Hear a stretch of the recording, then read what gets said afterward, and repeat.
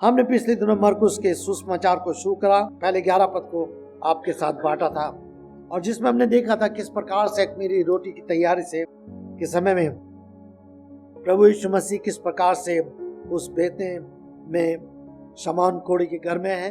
कि पहले कोढ़ी था लेकिन प्रभु ने उसको चंगाई दी थी, उसको जीवन दिया था और आज वो आदर के साथ यीशु को अपने घर में उसने आमंत्रित किया है।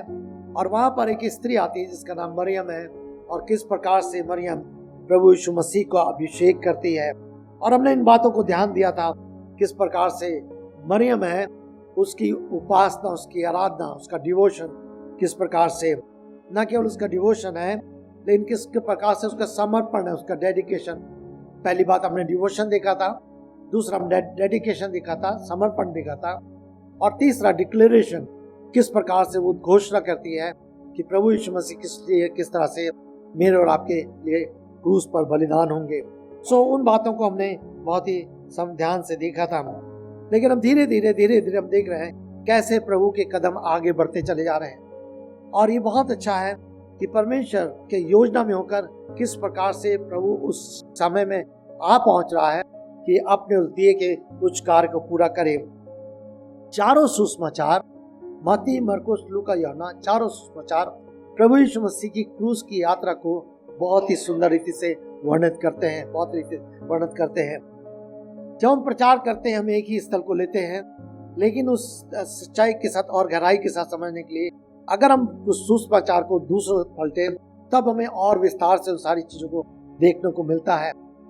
मरकुस ने जो सुसमाचार लिखा है और यूहन्ना ने जो सुसमाचार लिखा है वो फर्क है।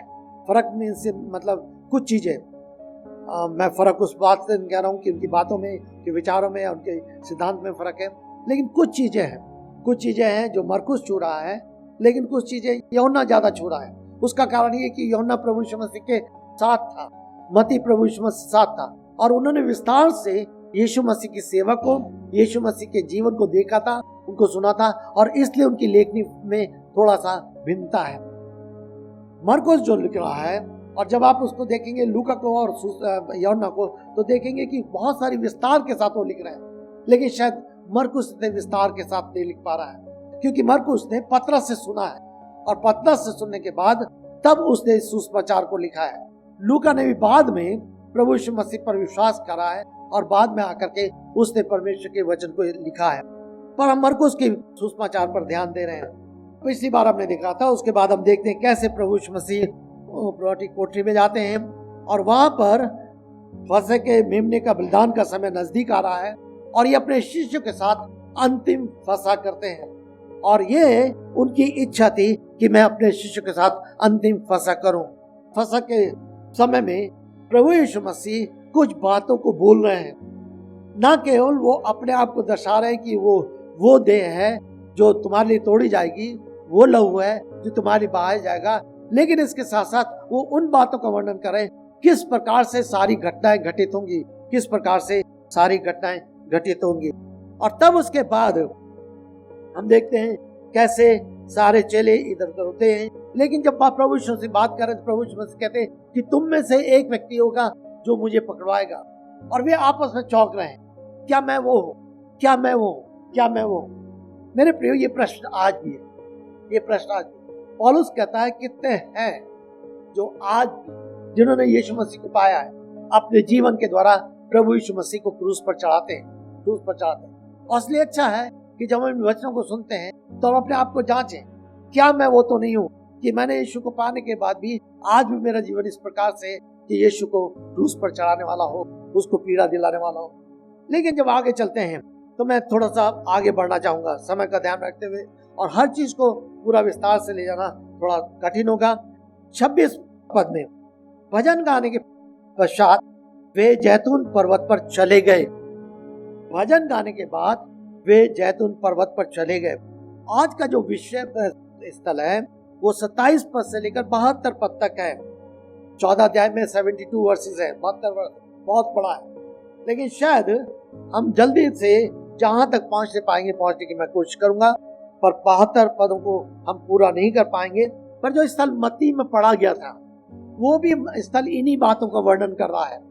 मत्ती में जो बहन ने पढ़ा था वो स्थल भी इन्हीं सारी बातों का वर्णन कर रहा है। लेकिन ध्यान रखिए, जो शब्द लिखा हुआ है भजन गाने के पश्चात, जब वे लोग मंदिर में आया करते थे, इकट्ठा हुआ करते थे, और उसके बाद जब आराधना में सहभागी होते थे तो वो भजन गाते थे। और बहुत सारे भजन हैं जो दाऊद ने लिखे हैं। भजन संहिता 113, भजन संहिता 14, 15, 16, 17, 18, ये वो भजन थे जो आराधना के बाद में गाया करते थे। और न केवल ये भजन गाते थे, लेकिन उसके साथ साथ एक आशीष का भी दी जाती थी। और वो आशीष अधिकतर, मैंने पहले बताया था, महायाजक जो गिनती की पुस्तक में है उसके 26 अध्याय 5, 6, 7 पद में वो आशीष वचन महायाजक इस आराधना के बाद में कहते थे। लेकिन 27 पद से लेकर के 31 पद तक, 27 पद से 31 पद तक पहले हम देखते हैं किस प्रकार से प्रभु यीशु मसीह अपने शिष्यों के साथ बात कर रहे हैं, और बात करते हुए कुछ बातों को कहना चाह रहे हैं। पहली बात, तब यीशु ने उनसे कहा, तुम सब ठोकर खाओगे, क्योंकि ये लिखा है। 3 बातें हैं इस पद में, और आगे चल के दूसरे पद में प्रभु यीशु ने 3 बातें, ये भविष्यवाणी है जो प्रभु के मुख से निकल रही हैं।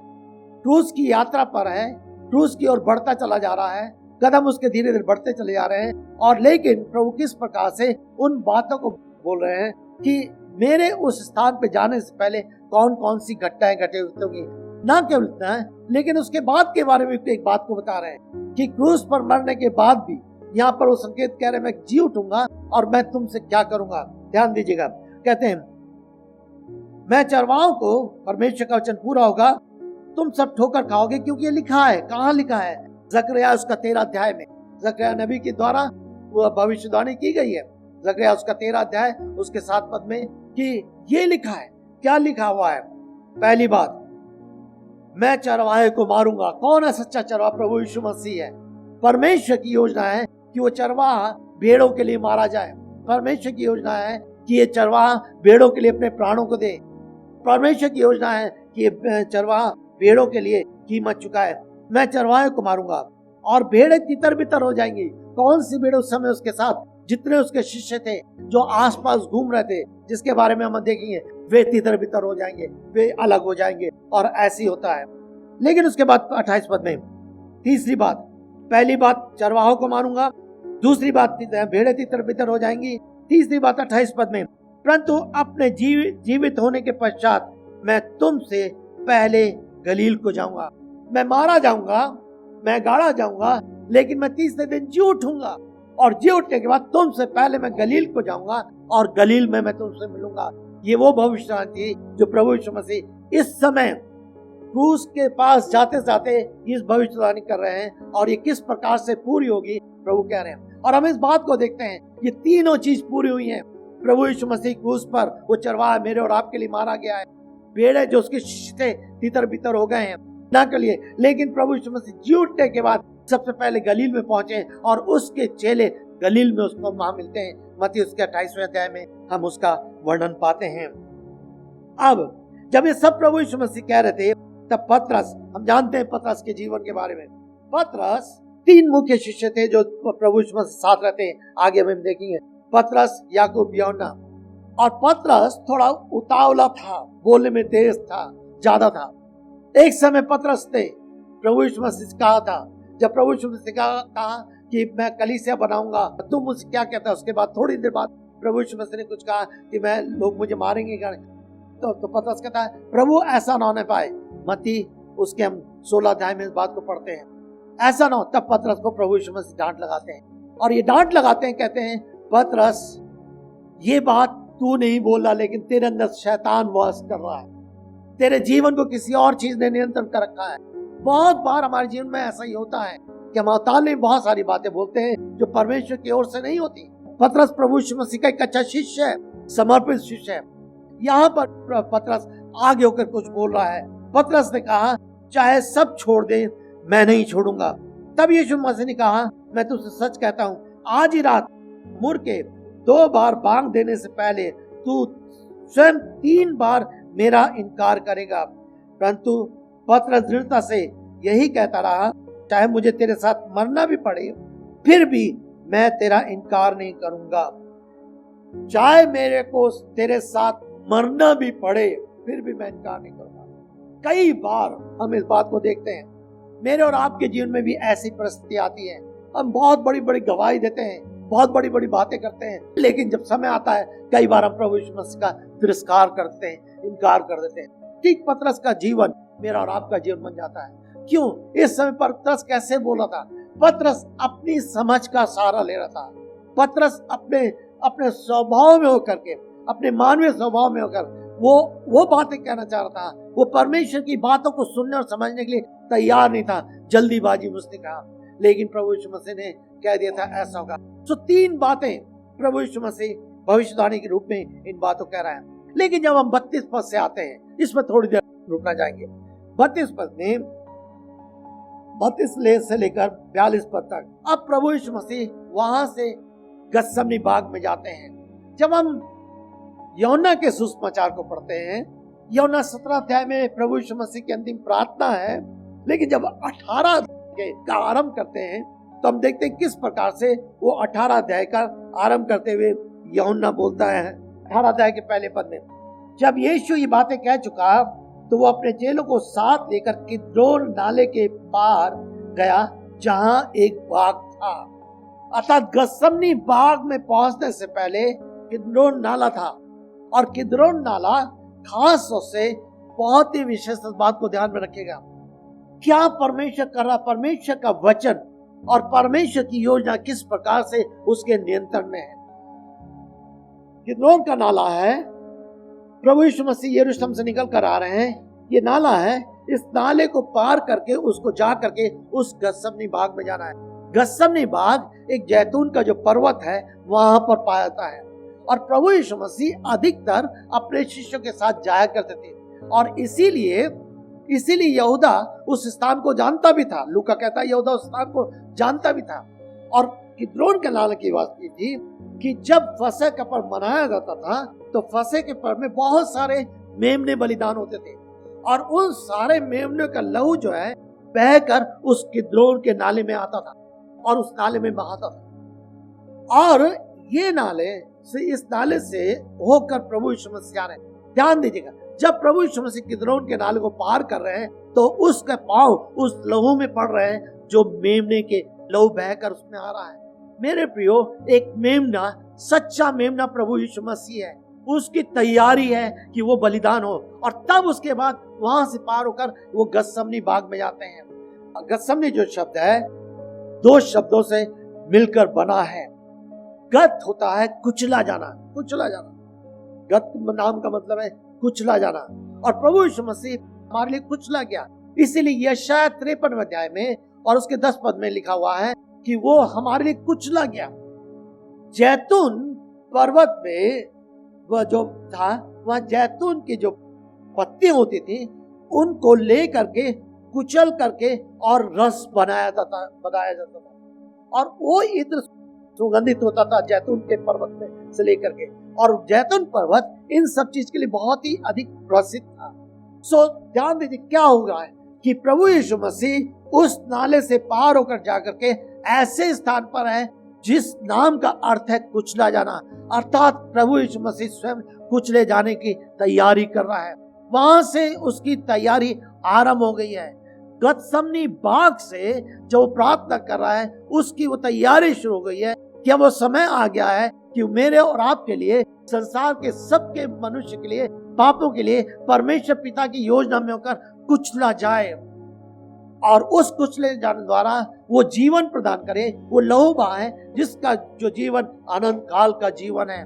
मेरे प्रियो, कई बार हम बाइबल को बड़ा सरलता से पढ़ जाते हैं, लेकिन हम उन पदों पर ध्यान देते हैं, उन घटनाओं पर ध्यान देते हैं, उन शब्दों पर ध्यान देते हैं, उन परिस्थितियों पर ध्यान देते हैं, वो हमारे हृदय को छू दे जाती है, और तब वो वेदना हमारे अंदर आती है। जब तक हमारे अंदर, मेरे और आपके अंदर प्रभु यीशु मसीह के दुख उठाने की वेदना ना आए, जब तक मैं और आप प्रभु यीशु मसीह के दुख उतारने की पीड़ा को न महसूस करें, तब तक हमारा विश्वास, हमारा जीवन ऐसी लड़खड़ाता हुआ रहता है।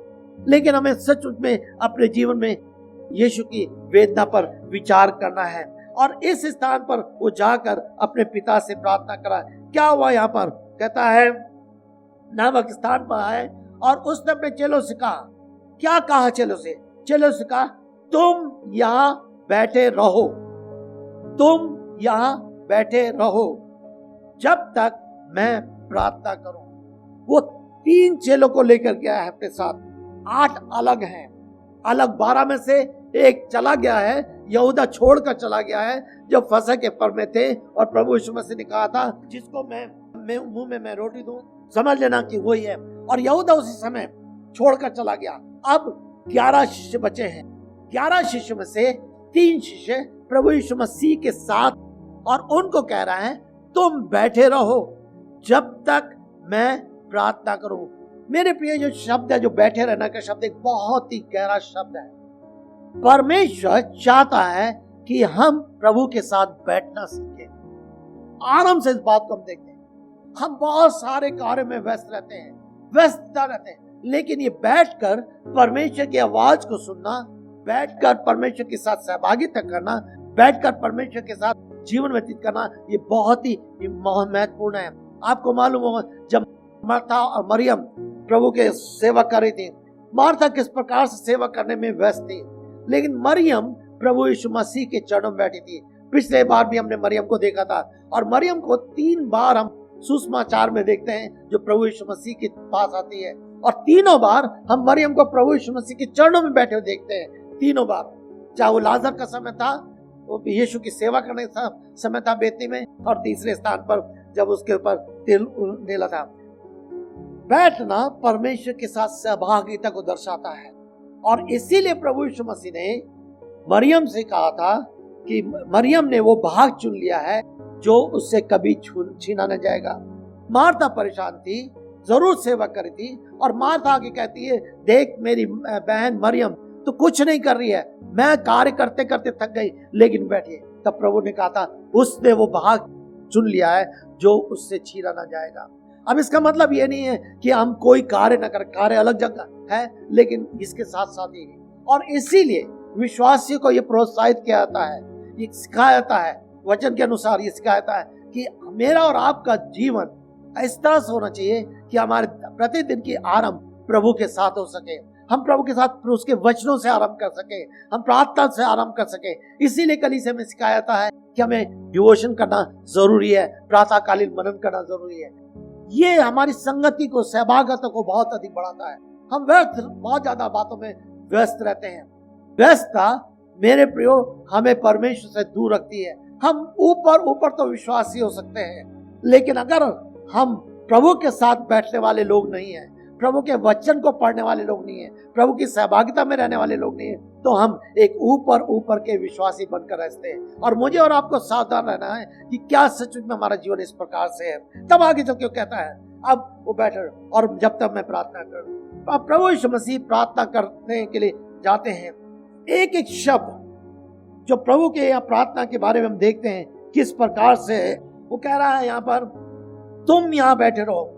जब 32 पद से हम आगे जाते हैं तो 32 पद से लेकर के हम 42 पद तक एक विशेष बात को देते हैं, प्रभु यीशु मसीह की पीड़ा को। प्रभु यीशु मसीह ने जो पीड़ा सही और उसके साथ जो व्यवहार हुआ, और तब उसके बाद हम इस बात को देखते हैं किस प्रकार से उसके शिष्य 43 पद से लेकर 72 पद तक उसके शिष्य विश्वासघात करते हैं और यीशु का परित्याग कर देते हैं, उसको छोड़ देते हैं। किस प्रकार से क्या प्रार्थना कर रहा है, और उसने अपने साथ याकूब यूहन्ना को लिया और बहुत व्यथित और व्याकुल होने लगा, बहुत अधिक। इसीलिए कहा जाता है कि उसकी पीड़ा का आरंभ केवल क्रूस पर नहीं था, उसकी पीड़ा का आरंभ केवल उन लोगों के सामने था। प्रभु ने चाहा अगली बार अगले संडे को हम उन 6 ट्रायल्स को देखेंगे जो प्रभु यीशु मसीह को जिसका सामना करना पड़ा। इस बीच में से लेकर जब से वो पकड़ा गया है, पकड़े जाने के बाद से लेकर क्रूस पे जाने तक 6 ट्रायल्स हैं जिसको प्रभु यीशु मसीह को सामना करना पड़ा था। लेकिन यहाँ पर प्रभु क्या प्रार्थना करें, उनका जीवन किस प्रकार से, वो बहुत ही व्यथित थे, व्याकुल होने लगा। और उसने उनसे कहा मेरा मन बहुत उदास है, यहाँ तक कि मैं मरने पर हूँ, यहीं ठहरो और जागते रहो। मेरा मन बहुत उदास है। सोचिए, वो राजाओं का राजा, प्रभु का प्रभु, वो सृष्टि करता, क्यों ये सारी चीज उसके जीवन में आ रही है, क्यों ये सारी चीज, क्योंकि न केवल परमेश्वर है, प्रभु का प्रभु है, लेकिन वो पूर्ण मनुष्य है, पूर्ण मनुष्य है। और पूर्ण मनुष्य होने के कारण वो मेरे और आपके समान थका, मेरे और आपके समान रोया, मेरे और आपके समान वो व्यथित हुआ, मेरे और आपके सामने उदास हुआ, मेरे और आपके सामने उसे भूख लगी, मनुष्य था।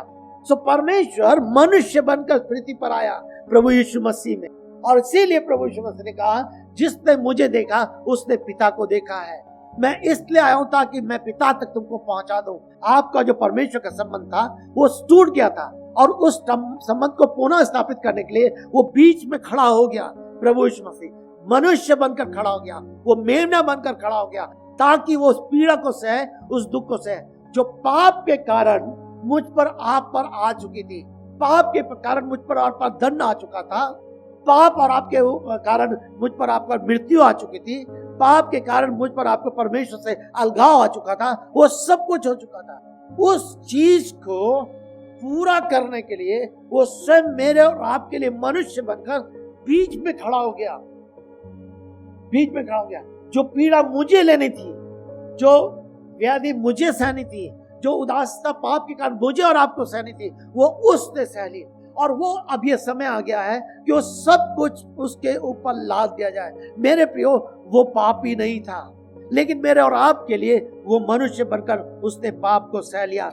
इब्रानियों का लेखक उसके बारे में वर्णन करता है। इब्रानियों उसका 5 अध्याय के 7 पद से, बल्कि अगर मैं 5 पद से पढ़ता हूं तो अच्छा है। इब्रानियों 5 अध्याय 5 पद। इसी प्रकार मसीह ने भी महायाजक बनने का सम्मान स्वयं नहीं, पर उसी ने दिया, जिसने उससे कहा, तू मेरा पुत्र है, आज मैंने तुझे उत्पन्न किया। इसी प्रकार वो एक अन्य स्थल पर कहता है, तो मिलके सदस्य की रीति पर युगानुयुग का याजक है। प्रभु यीशु मसीह युगानुयुग का याजक है, जिसको हम सबसे पहले उत्पत्ति उसके 14 अध्याय में देखते हैं। 7 पद, विशेष पद। अपनी देह के रहने के दिनों में मसीह ने उससे जो उसको मृत्यु से बचा सकता था, मसीह ने उससे, किससे? परमेश्वर से, पिता से, उसको, कौन? परमेश्वर पिता, जो मृत्यु से बचा सकता था, उच्च स्वर से पुकार कर और आंसू बहा बहाकर प्रार्थनाएं और विनती की, और आज्ञाकारिता के कारण उसकी सुनी गई। पुत्र होने पर भी उसने दुख सहकर आज्ञा पालन करना सीखा। वो सिद्ध ठहराया जाकर उन सब के लिए जो उसकी आज्ञा पालन करते हैं अनंत उद्धार का स्रोत बन गया। कैसे उद्धार का वो स्रोत बन गया? किस प्रकार से? इब्रानियों का लेखक कहता है वो उद्धार का स्रोत बन गया। लेकिन कैसे? उसने परमेश्वर के साथ सामने होकर विनती की। न केवल विनती की, और जैसे हम देखते हैं कि किस प्रकार की वो विनती करता है। जब हम इसमें आते हैं, मरकुस में अपने शिष्य को तो जागने के लिए कह रहा है, बार बार कह रहा है 35 पद में। फिर वो थोड़ा आगे बढ़ा और भूमि पर गिरकर प्रार्थना करने लगा, यदि संभव हो तो ये घड़ी टल जाए। और वो कहने लगा, हे अब्बा पिता, तेरे लिए सब कुछ संभव है, ये प्याला मुझसे हटा ले, फिर भी मेरी नहीं परंतु तेरी इच्छा पूरी हो। क्या कर रहा है वो? एक मानव होकर, एक मनुष्य होकर उसके लिए असंभव है इस पीड़ा को सहना, क्योंकि पूर्ण मनुष्य है। मानव होकर, मनुष्य होकर उसके लिए इस वेदना को सहना असंभव है, कठिन है। वो कह रहा है ये मेरे लिए, जो मानव का सारे पाप का बोझ उस पर लाद दिया गया था, वो पापी नहीं था, लेकिन आज मेरे और आपके लिए इस स्थान पर पहुंच गया कि उस गत्सेमनी बाग में झुककर वो प्रार्थना कर रहा है, क्योंकि धीरे धीरे धीरे धीरे मानव का सारा बोझ उसके ऊपर लादा जा रहा है। और आप जानते हैं, लूका कहता है कि उसकी व्याधि इतनी अधिक बढ़ गई थी कि पसीना खून बन बन के बह रहा था। मेरे प्रियो, थोड़ी देर के सोच लीजिए, जो मसीहत है ना, मसीहत मुझे और आपको ऐसे नहीं मिली, मुझे और आपको ऐसे नहीं। ऐसी कोई गुरु नहीं खड़ा हो गया, ऐसी कोई व्यक्ति खड़ा नहीं हो गया जिसने कुछ शिक्षा दे दी, कुछ और कर दिया, ओ हम उसके पीछे चल करके ठीक है जैसे वो है वो भी। ऐसा नहीं मेरे प्रिय, उसका जीवन सबसे अलग रहा। कोई इस दुनिया में ऐसा नहीं जिसने इतनी पीड़ा, इतना कष्ट, इतना क्लेश, इतनी यातना, इतना निंदा मेरे और आपके से। क्यों? क्योंकि उसने मुझे और आपको बनाया था, उसने मुझे और आपको सिरजा था। और जब मनुष्य पाप में गिरा था तो उसी समय उसके मुंह से शब्द निकले थे। जब अगर आपको उत्पत्ति उसके दूसरे अध्याय को पढ़ेंगे तो लिखा है, आदम हवा से जब आया तो उसने कहा, हाय ये तूने क्या किया। उसकी वेदना उसी समय निकली, ये क्या क्या कि तू इस पाप में गिर गई। और उस पाप की कीमत आज प्रभु यीशु मसीह मेरे और आपके लिए चुकाने तैयार है। और इसलिए उसमें होकर वो इस वेदना को सह रहा है। वो कह रहा है, यदि तेरी इच्छा हो। फिर भी उसने सब कुछ को अपने आप को पूरी रीति से परमेश्वर की अधीनता में रखा। इसीलिए फिलिपियों का लेखक प्रभु यीशु मसीह क्या कहता है, उसका दूसरा अध्याय 5 पद से पढ़ूंगा। अपने में वही स्वभाव रखो जो यीशु मसीह में था, जिसने परमेश्वर के स्वरूप में होते हुए भी, किसने? यीशु मसीह में। किसके स्वरूप में? परमेश्वर के स्वरूप में। परमेश्वर का पुत्र, जिसके लिए लिखा है उसने अपने पुत्र को दे दिया। परमेश्वर का पुत्र स्वरूप में होते हुए परमेश्वर के समान होने को अपने अधिकार में रखने की वस्तु ना समझा।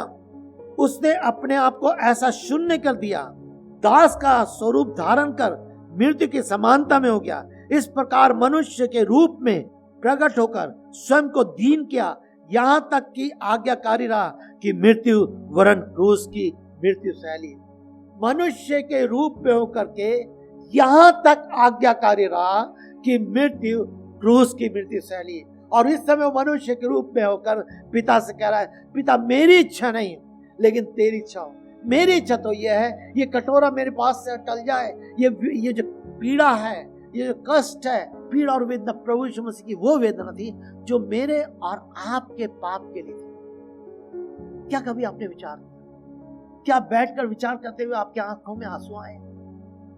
क्या आपने कुछ प्रतिशत भी उस वेदना को अपने दिल में लिया है? मेरे प्रियो, जितना अधिक हम प्रभु यीशु मसीह की क्रूस के कार्य की ओर निहारते हैं, जितना अधिक हम प्रभु यीशु मसीह के बलिदान की ओर निहारते हैं, अधिकतर हम उन चीजों का वर्णन करते हैं। प्रभु यीशु मसीह अनुग्रहकारी है, जरूर अनुग्रहकारी है, क्षमा करता अनुग्रह है, लेकिन कैसे अनुग्रहकारी है? क्या अनुग्रहकारी है? अगर वो मेरे और आपके लिए पीड़ा ना सहता तो उसका अनुग्रह कहां होता? उसने मेरे और आपको इस स्थान पे खड़ा कर दिया। उसने कहा, ठीक है मेरे बेटे रॉली, तूने पाप किया है लेकिन तू यहाँ आराम, मैं तेरे लिए सारा उपाय कर रहा हूँ, मैं तेरे लिए अपने आप को दे रहा हूँ, मैं तेरे लिए अपने आप को बलिदान कर रहा हूँ, मैं तेरे लिए पीड़ा सहने को तैयार हूँ, मैं तेरे लिए मूल्य चुकाने को तैयार हूँ, ताकि तू इस पाप से छुटकारा पा जाए। ये उसने मेरे लिए साथ किया, ये उसने आपके साथ किया। क्या आपने उस बात पर विचार किया? उसकी वेदना, उसकी पीड़ा। मसीहत हमें ऐसे ही नहीं, उसके लिए बहुत उन्हें कीमत चुकाई है। और सबसे बढ़कर प्रभु यीशु मसीह ने आगे बढ़कर वो क्या कह रहा है? कह रहा है, ये प्याला तब, और उसने आकर उन्हें सोते पाया। अपने से कहा, शमान तू सो रहा है, क्या तू एक घड़ी भी ना जाग सका? जागते रहो, प्रार्थना करते रहो और परीक्षा में ना पड़ो। ये प्रार्थना कब सिखाई थी उसने? ये प्रार्थना सेवा के आरंभ में सिखाई थी। जब मत्ती उसके 6 अध्याय को देखते हैं, मरकुस मत देखते हैं, सुसमाचार वर्णन करता है जो प्रभु यीशु मसीह की प्रार्थना थी। उसने कहा था कि तुम इस तरह से प्रार्थना करो कि हमें परीक्षा में ना ला और बुराई से बचा। ये प्रार्थना उसने उस समय सिखाई थी। मेरे प्रियो, ये जो प्रार्थना थी शिष्यों से कह रहा है, वो नई प्रार्थना नहीं थी। प्रभु यीशु मसीह ने शिष्यों को पहले सिखा चुका था और शिष्य उसके साथ थे और शिष्यों ने उसको देखा था, जाना था, फिर भी वो भूल गए थे किस प्रकार से उनको अपने जीवन को परीक्षा से बचाना है। वो कहता है कि कह रहा है कि प्रार्थना करते रहो कि परीक्षा में ना पड़ो। आत्मा तो तैयार है परंतु देह दुर्बल है। मेरे प्रियो, हमारा युद्ध जो है संसार के हथियारों से और इन सारी चीजों से नहीं है। हमारा युद्ध तो अंधकार की सेनाओं से है, जैसा इफिसियों उसके 6 अध्याय में पौलुस वर्णन करता है। हमारा युद्ध उनसे है और ये युद्ध वही प्रभु यीशु मसीह लड़ रहे हैं। ये युद्ध वो लड़ रहे हैं जो उनकी जिसकी वो वेदना सह रहे हैं। मेरे और आपके लिए वो संघर्ष वो सह रहे हैं। लेकिन पतरस, याकूब से यूहन्ना जो 3 करीबी शिष्य थे, ये भी इस बात को नहीं समझ पाए थे। वो कह रहा है प्रार्थना करो।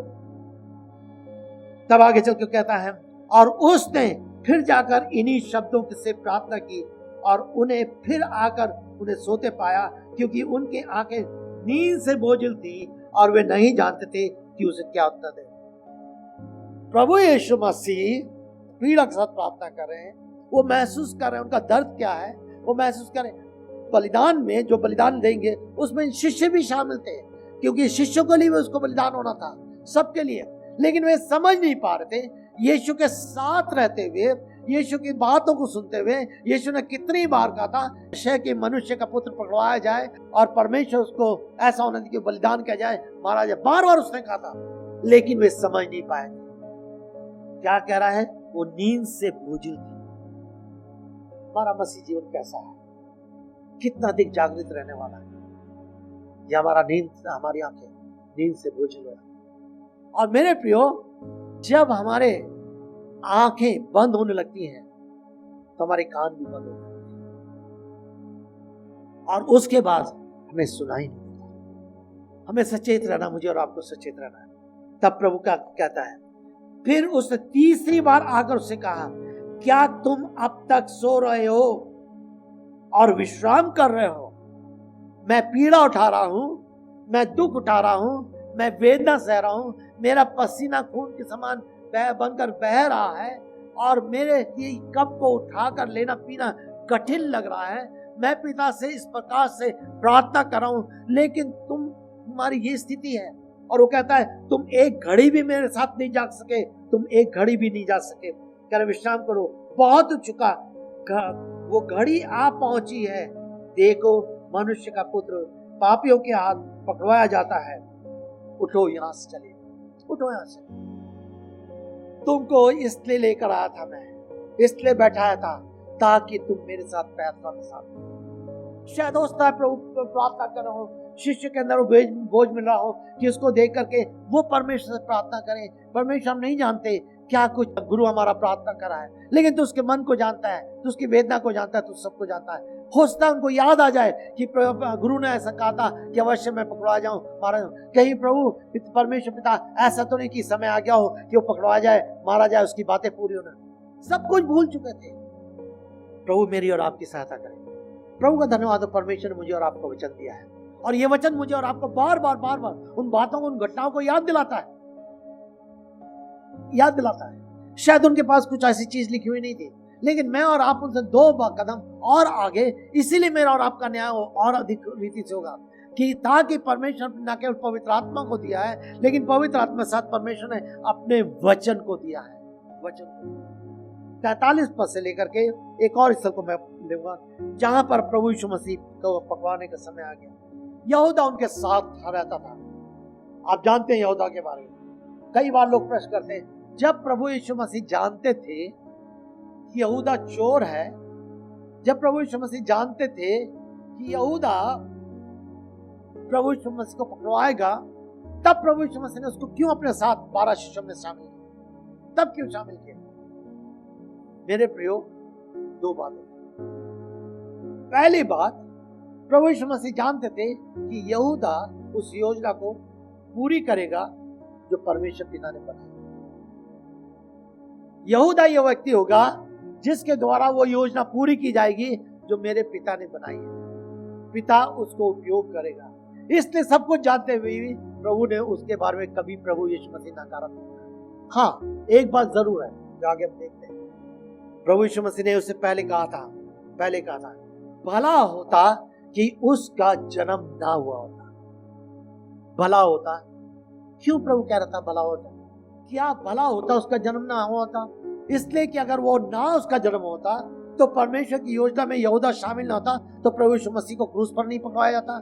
नहीं, यहूदा की जगह कोई दूसरा होता। इसीलिए जब रोमन कैथोलिक के लोगों से बातचीत करते हैं, वो अक्सर मरियम को परमेश्वर के स्थान पे ले आते हैं, प्रभु यीशु से बड़ा बना देते हैं। मरियम प्रभु यीशु मसीह से बड़ी नहीं थी। मरियम को परमेश्वर ने इस्तेमाल किया, उपयोग किया। हो सकता था परमेश्वर की दृष्टि मरियम चुनी गई, अगर हो सकता कोई दूसरी स्त्री को चुन सकता था, लेकिन परमेश्वर को चुनना था अपने वचन को पूरा करने के लिए, जो उत्पत्ति 3:15 में उसने स्त्री का शब्द लाया था। इसलिए यहूदा को उसने चुना था। लेकिन अगर परमेश्वर ने कहा भला होता कि इसका जन्म होता, वो प्रभु जानता था। परमेश्वर जानता था कि यहूदा का अंत क्या है, क्योंकि परमेश्वर नहीं चाहता कि कोई भी प्राणी नरक में जाए। और परमेश्वर का सबसे ज्यादा वेदना ये थी कि यहूदा ना केवल मुझे पकड़वाने की बड़ी बात नहीं है, लेकिन इसको आकर के जो पश्चाताप करना है, अंगीकार करना है, वो सच्चा पश्चाताप नहीं। उसने पश्चाताप करके पैसों तो फेंक दिया, लेकिन प्रभु के चरणों में आकर उसने माफी नहीं मांगी। अगर वो पश्चाताप करके प्रभु के चरणों में आके क्षमा मांगता, यहूदा की कहानी कुछ और थी। यहूदा पकड़वाया गया, ने पकड़वाया, लेकिन बाद में लिखा होता कि यहूदा को परमेश्वर ने सीधी सुना। परंतु यहाँ पर परमेश्वर का दुख यहूदा के लिए ये था कि ये पश्चाताप नहीं करेगा और नरक। उसके दिल में ये तो आया कि मैंने गलत किया, निर्दोष को पकड़ाया, उसने पैसा फेंक दिया, लेकिन उसने प्रभु के पास आकर नहीं क्षमा मांगी। और इसलिए मुझे और आपको, मेरे और आपके लिए जरूरी ये नहीं है कि हम किसी चीज के लिए कायल हो, लेकिन कायलता के साथ साथ हमें प्रभु के पास जा करके क्षमा मांगनी, उससे कहना है प्रभु मैंने अपराध किया है, मैंने पाप किया है, मैंने भूल की है, मैंने गलती की, मेरे अपराध को क्षमा किया। और यही यहूदा ने नहीं, और इसीलिए प्रभु का दुख था, जो कहता भला हुआ होता कि उसका जन्म वो नरक में जाने से बचा। उसको उस समय भी चिंता थी कि व्यक्ति नरक में जाए। मेरे ये मुझे तब आगे चल करके हम उसके देखते हैं। अब यहाँ पर यहूदा प्रभु यीशु मसीह को पकड़वाता है, लोग लाठी डंडे लेकर आते हैं, लेकर आए हैं, और तब तक तो प्रभु कहता है कि क्यों तुम ये सब कुछ लेकर आए हो। और किस प्रकार से यहूदा झूम करके वो कहता है 44 पद में, उसके पकड़वाने वाले ने उन्हें यह कहकर संकेत दिया था कि जिससे मैं चूमूं वो ही है, उसे पकड़कर सावधानी से ले जाना, पकड़कर सावधानी से ले जाना। उसको अभी ये डर था कि कहीं इसके शिष्य विरोध ना करते, बलवा ना करते। उसने यहूदा ने आश्चर्य कर्मों को देखा था, यहूदा को डर था कहीं प्रभु को ऐसा आश्चर्य कर्म करके बहुत सारे लोगों बुला करके हमें पराजित ना कर दे और हमसे छूट जाए। मेरे प्रियो, ये सब उसके विचार चल रहे थे अलग अलग, और उसने कहा इसको सावधानी से पकड़ना, भैया ध्यान रखना, अगर पकड़ रहे हो तो तब 45 पद, वहां पहुंचकर उसने तुरंत उसके पास आकर उससे कहा रबी, और उसे चूमा। रबी संबोधन। यहूदा ने कभी भी यीशु मसीह को अपने मुंह से प्रभु नहीं कहा, हमेशा उसने रबी कहकर उसको संबोधित। दूसरे शिष्यों ने उसको प्रभु करके कहा, उसने हमेशा प्रभु यीशु मसीह को रबी कहकर संबोधित किया। और तब कह रहा है, और तब उन्होंने उसे पकड़कर गिरफ्तार कर लिया। इस पर पास खड़े लोगों में से एक ने तलवार खींच ली। दूसरे सुसमाचार वर्णन करते हैं, ये व्यक्ति कौन था? ये पतरस था, जिसने उससे के उनके एक व्यक्ति के कान उड़ा दिया था। यीशु ने उत्तर देते हुए उससे कहा, क्या तुम तलवार और लाठियों को लेकर मुझे बंदी बनाने के लिए आए हो? क्या मैं कोई डाकू हूं? मैं तुम्हारे साथ प्रतिदिन मंदिर में उपदेश दिया करता था और तुमने मुझे नहीं पकड़ा, परंतु ये इसलिए हुआ कि पवित्र शास्त्र का लेख पूरा हो। ये तुम मुझे जो पकड़ रहे हो, ये तुम्हारी योजना नहीं है, ये तुम्हारा कार्य नहीं है। तुम जो इतने लोगों को लेकर आए हो, और उसके समूह में उस समय में उस फौज में कम से कम 600 लोग होते थे, जो संख्या होती थी, और 600 लोगों को लेकर के यीशु को पकड़ने के लिए लोग आए थे। सोच लीजिए, जो उनको भेजा गया था उनके हाकिमों ने। इसके बारे में थोड़ा सा अगले संडे भी हम विचार करेंगे। और तब यहाँ पर वो कहता है, ये पवित्र शास्त्र की बात पूरी हुई। इस पर सब ने उसे त्याग दिया और छोड़कर चले गए। सब ने त्याग दिया, वो भविष्यवाणी पूरी हो गई जो अभी हमने देखी थी, वो पूरी। सब ने त्याग दिया और छोड़कर चले गए। एक नवयुवक उसके पीछे चल रहा था। वो अपने नंगे शरीर पर केवल मलमल की चादर ओढ़े था। उन्होंने उसे पकड़ा, परंतु वो मलमल की चादर छोड़कर नंगा ही भाग गया। संभवतः बाइबल के कुछ विद्वान इस तरह से इसको एक्सप्लेन करते हैं कि प्रभु यीशु मसीह जब उसने अंतिम फसा करी उपरौटी कोठरी में, तो वो उपरौटी कोठरी मरियम की थी। और उसी को हम प्रेरित काम उसके 12वें अध्याय में देते हैं, जब कलीसिया प्रार्थना करी थी, लौ लगाकर प्रार्थना करी थी, तो भी वो बड़ी कोठरी थी, उपरौटी कोठरी थी, और वो भी मरियम की थी। और ये जो है मरकुस है, उसी मरियम का बेटा है जिसको यूहन्ना मरकुस कहा गया, उसी का पुत्र है। और इस मरकुस ने उस समय जब इसके घर में सब कुछ हो रहा था, ये वहां पर था, इसने सब कुछ को देखा था। संभवतः ये आराम कर रहा होगा, अलग रहा होगा, और उसने जैसी कुछ हलचल मची, भीड़ हुई, सब कुछ हुआ, इसने वही चादर लपेटी और चादर लपेट के उसने कहा देखो मैं क्या हो रहा है, देखो मैं क्या हो रहा है। और उस समय इसको जब भीड़ ने देखा, लिखा हुआ है एक नवे उसके पीछे चल रहा था, वो तमाशा देखने के लिए आया था और अपने नंगे शरीर में मलमल के कपड़े होता, और उन्होंने उसे पकड़ा। लेकिन जैसे उसको पकड़ा, अच्छा तू हमारे साथ चल, जैसे ही पकड़ा वो चादर छोड़कर भाग गया, चादर छोड़कर। ये वही मरकुस है जो सुसमाचार को लिखा है। ये मरकुस आगे चल करके हम प्रेरित काम में इसका वर्णन पाते हैं 13 अध्याय में। बरनबास उसको अपने साथ सेवा में ले आता है और ये चला वापिस आ जाता है। तो उस समय पौलुस बरनबास दोनों में आपस में कुछ खटपट होती है, पौलुस नाराज होता है। पर आगे चल करके यही मरकुस पतरस के संपर्क में आता है और पतरस के साथ रहकर ये प्रभु यीशु मसीह पर विश्वास करता है और उसके साथ एक शिष्यत्व को प्राप्त करके पतरस का इतना क्लोज में आता है कि मरकुस को जो सुसमाचार लिखा है, पतरस ने सारी घटनाओं को वर्णन किया और ये मरकुस का सुसमाचार मेरे और आप तक पहुंचा। ये मरकुस की कहानी। सो वचन में बहुत सारी चीजें हैं, लेकिन हम इस बात को देखते हैं कि परमेश्वर किस प्रकार से चलते चलते क्रूस पर जा रहा है। उसको चिंता लोगों की है, उसको चिंता लोगों की। मेरे प्रियो, ये परमेश्वर करते हैं, ये परमेश्वर की देन। यहां तक कि जब उसका कान काटा गया तो प्रभु ने पतरस को डांटा, उसने कहा जो तलवार चलाते हैं तलवार से नाश हो, और उसने छू करके उस कान को भी उसने उसी समय ठीक किया। ये उसका वो आश्रित है, वो जीवन देने वाला प्रभु है, वो मृत्यु नहीं देता। उसने कहा मैं जीवन देने के लिए आऊं। और मेरे प्रियो, मेरे और आपको जीवन देने के लिए पहले उसने स्वयं मृत्यु को प्राप्त करा है। सो हमने इन कुछ घटनाओं को देखा है जो प्रभु यीशु मसीह किस प्रकार से उस क्रूस की ओर बढ़ते चले जा रहे हैं, किस प्रकार से उसने शिष्यों के लिए प्रार्थना करी है और किस प्रकार से अब उसको पकड़ा गया है। अब इसके बाद जो घटनाएं घटेंगी, तब हम देखेंगे उन 6 ट्रायल्स को, किस प्रकार से प्रभु को एक के बाद उन सारे ट्रायल्स का सामना करना पड़ा है और परमेश्वर ने पुत्र की सहायता की है और वो कार्य वो पूरा कर सका। ये आज मैं और आप उस प्रभु यीशु मसीह पर विश्वास करने द्वारा जीवन को प्राप्त करें और उसकी आराधना आत्मा सच्चाई करें, न के लिए लेकिन एक आशा में होकर जीवन को व्यतीत करें कि एक दिन प्रभु यीशु मसीह स्वयं आएंगे और मेरे को और आपको अपने साथ। मसीह जीवन केवल इस पृथ्वी तक सीमित नहीं है। क्या मृत्यु के बाद जीवन है? यस, हाँ, मृत्यु का बाद। और वो किस में है? प्रभु यीशु मसीह। और वो इसीलिए आया ताकि इस संसार के बाद भी मैं और आप जीवन रखें। ये आशा है जो प्रभु यीशु मसीह में और कहीं नहीं। मेरे प्रियो, सच में ये दिन हो हम अपने जीवन में प्रभु यीशु मसीह की मृत्यु के उस क्लेश को, इस पीड़ा को थोड़ा मनन कर सके, विचार कर सके, उसके साथ बैठना सीख सके, उस पर उसके वचनों को पढ़ना सीख सके और देख सके कि मेरे और आपके लिए उसने कितनी बड़ी कीमत चुकाई है, ताकि मैं और आप उसमें और अधिक बढ़ करके उसकी महिमा कर सके।